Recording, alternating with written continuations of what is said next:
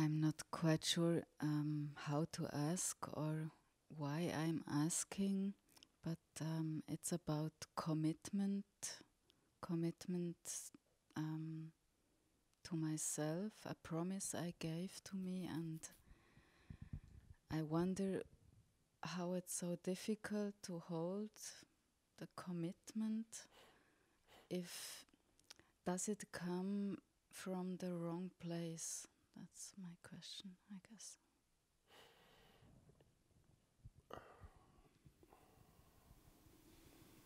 But you've made a commitment to the inner path, right? You're right, yeah. Yes.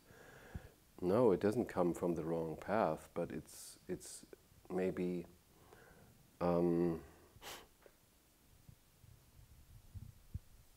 incomplete.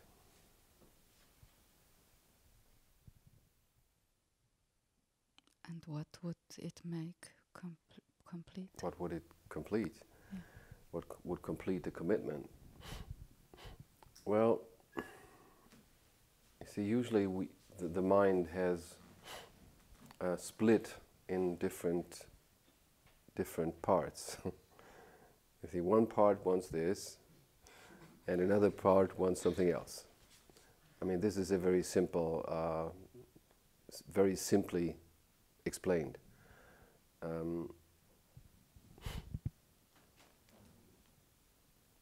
So then, this other part, or these other parts, they might not be completely conscious, so they work against, you see.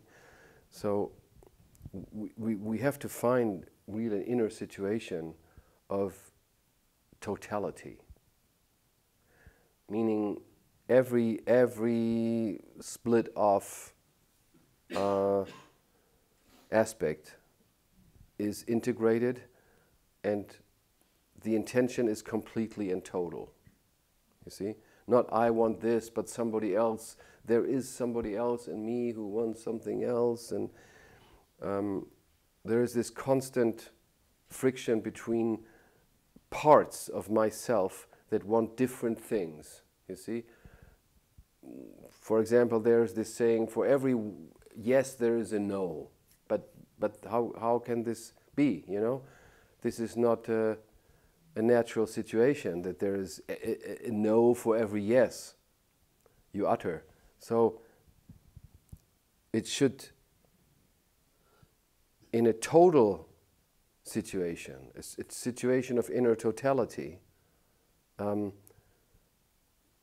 there would be only one yes. You see, it includes everything. Sometimes it needs a process to arrive at this one and total yes. It means that all these split off parts are collected, internalized,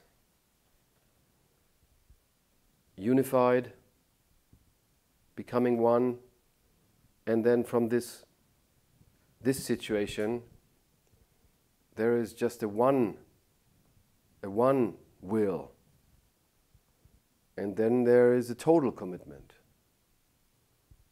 You see, incomplete commitments are also commitments. They're not from the wrong place, but they're simply incomplete, so that then other parts that want something else attack the commitment and find a new rulership. And then, for example, a person, was a while on the inner path, but then had other offers. Other dealers came and made good offerings, and he said, "Oh, well, okay, yeah, I think that's a good idea. So, I'm on a different path now." So the commitment was incomplete, you see, because the person hadn't realized that there were other parts. He had maybe not looked very closely or not taken them seriously, or so they came back from what we call the shadow world. they resurface from the shadow world, and then they take power again, and then they lead a person to another place. I mean, you have watched many students coming but going, leaving the path, you see, because the commitment was not complete. It's a very simple thing. What do you say about incomplete commitments? Mm-hmm. Well, I hear you, and what is rising up is,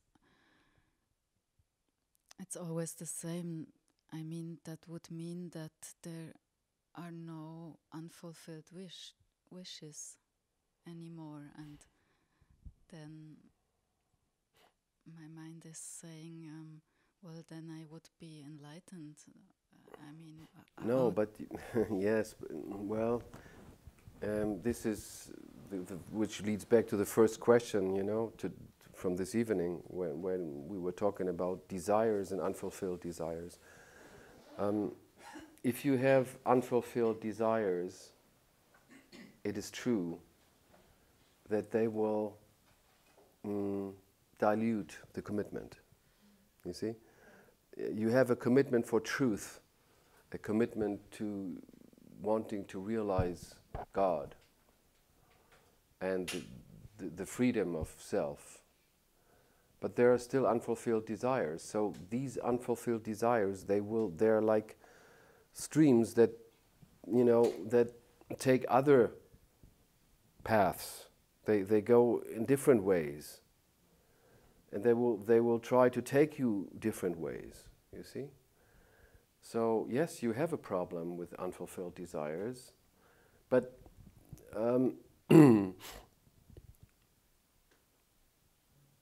if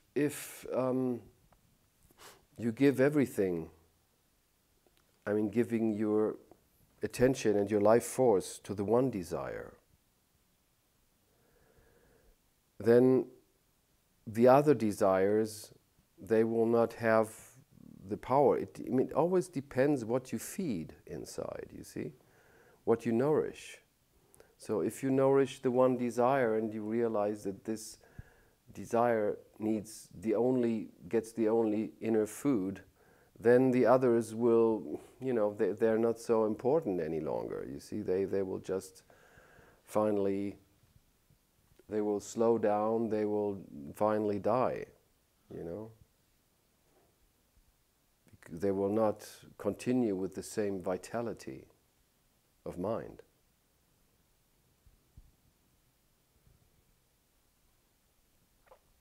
This one desire, the inner path finally does not tolerate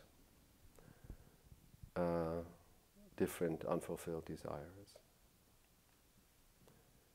This is in the nature of this path, you see, that it does finally not tolerate any other unfulfilled desires. I mean, if a person, if a human being wants to succeed on the inner path, it means that this human being has to give everything to it. It's not more than everything, it's not less than everything, it's simply everything. So then other desires will play themselves out, will you know, it doesn't mean that you can't buy a new car, you know what I mean? There's a naive person would think, oh, well, can I, you know, well, you could, but, you know, but you could also not. I mean, the thing is, if it's an unfulfilled desire, the car will serve as an identification for the ego. And otherwise, if it's not an object of the ego, it's just there's just a happening. Yes, you buy a car because it just happens, you know. And if it didn't happen, it didn't happen. You know, it doesn't matter whether you buy a new car or not, or whether you build a new house, or whether you make this trip. You always wanted they had this dream, you wanted to go to some place, you know. And yeah, it could happen, but it doesn't really matter whether it happens or not, you know. It doesn't change anything.